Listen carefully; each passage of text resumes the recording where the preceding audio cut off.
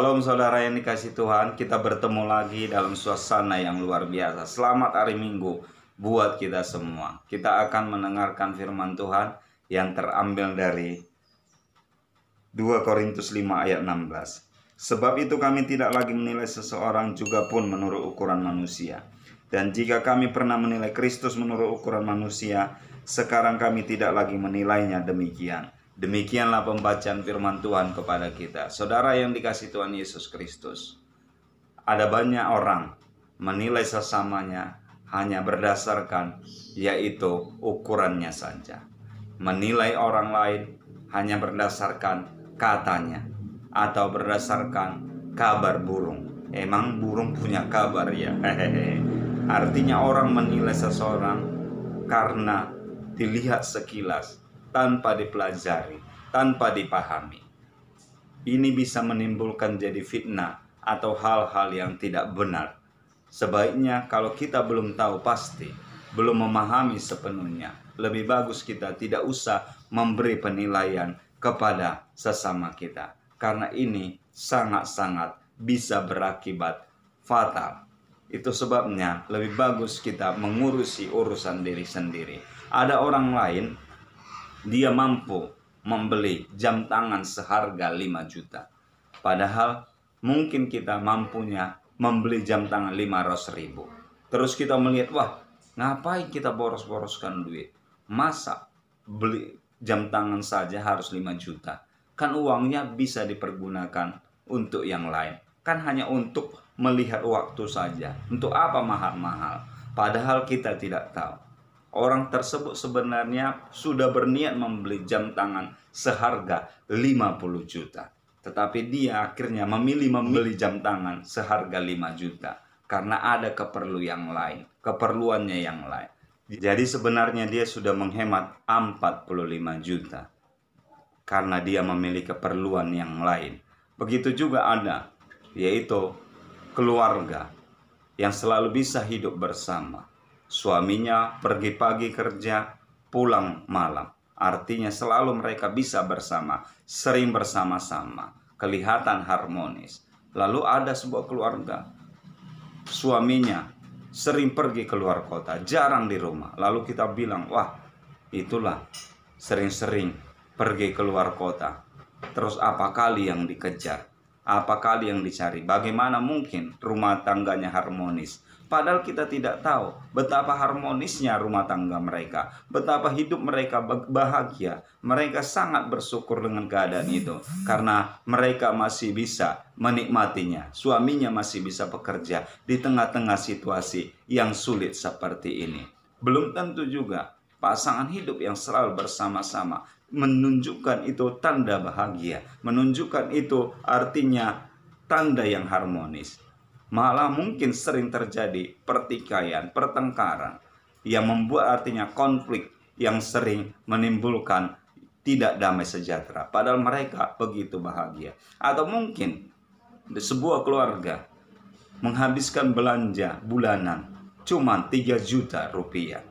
Lalu ada kita dengar sebuah keluarga bahkan untuk anggaran belanja mereka bulanan 30 juta rupiah. Kita bilang, wah terlalu boros, sayang banget. Masa uang belanja aja sebegitu banyaknya? Emang apa aja yang dibelanjain? Apa aja yang dibeli? Sehingga bisa habis 30 juta. Padahal dia hanya memakai uangnya sendiri. Yang digunakan adalah pendapatannya sendiri. Tapi kita sibuk mengurusi yang seperti itu. Ini tentu sudah salah. Dia belanja 30 juta dengan uangnya sendiri. Dia belanja juga lebih dari itu. Tidak artinya merugikan kita. Dia tidak berhutang kepada kita. Dia artinya memakai artinya uangnya sendiri. Dan kita urusi yang seperti itu. Ini tentunya adalah hal yang salah, saudara yang dikasihi Tuhan.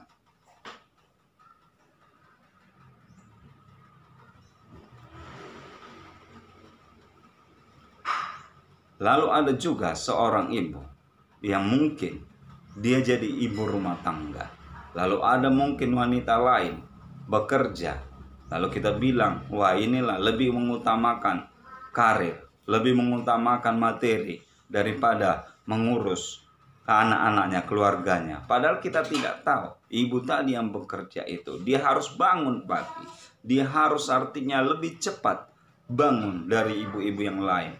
Untuk apa? Mempersiapkan segala sesuatu lebih dahulu sebelum dia kerja. Dia masak, dia siapkan semuanya, mencuci kain, memberesi rumah pagi-pagi buta. Sementara ibu yang tadi hanya sekedar jadi ibu rumah tangga, bangunnya lebih siang karena dia pikir kan hanya mengurus anak. Apalagi di masa seperti sekarang ini, masa pandemi ini, anak-anak juga tidak sekolah, belajar online, kan bisa bangun lebih siang.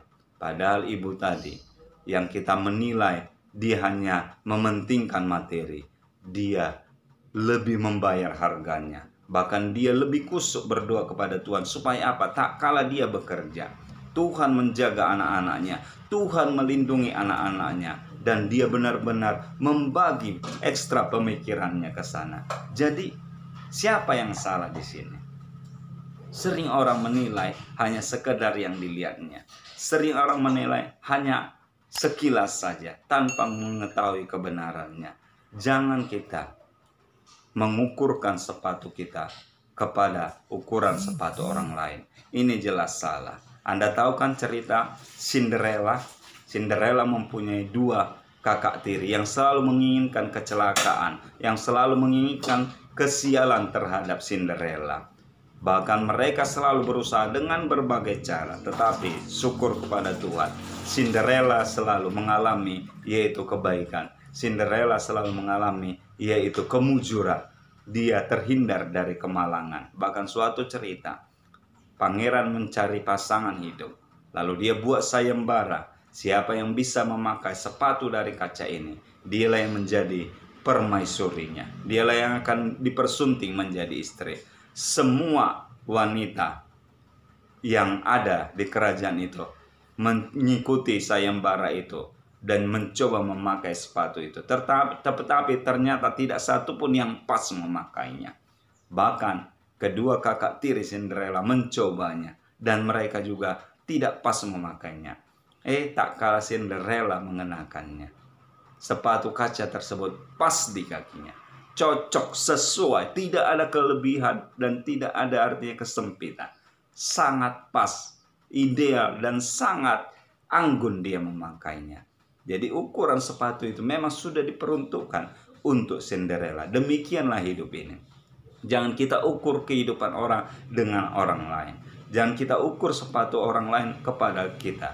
Mungkin ukurannya pas secara sekilas, tapi bisa saja itu tidak nyaman kita pakai. Jangan kita ukur juga kacamata orang dalam menilai untuk kita. Kita pakailah kacamata sendiri. Sebagai contoh, saya -1. Lalu saya pakai kacamata orang -3. Lalu saya gunakan. Tentu ini tidak cocok. Bisa saja saya melihat, tapi akan tidak jelas. Akan mungkin terjadi ketidaknyamanan. Akan mungkin saya memandang secara kabur dan kurang jelas. Jadi marilah kita menilai seperti tadi yang saya sampaikan dalam firman Tuhan. Saya ulangi lagi. 2 Korintus 5 ayat 16. Sebab itu kami tidak lagi menilai seorang juga pun menurut ukuran manusia.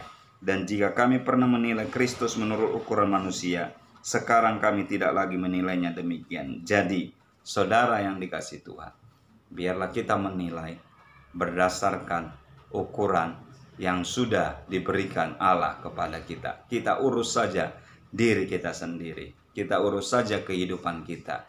Urusan orang lain biarlah mereka yang mengurusnya.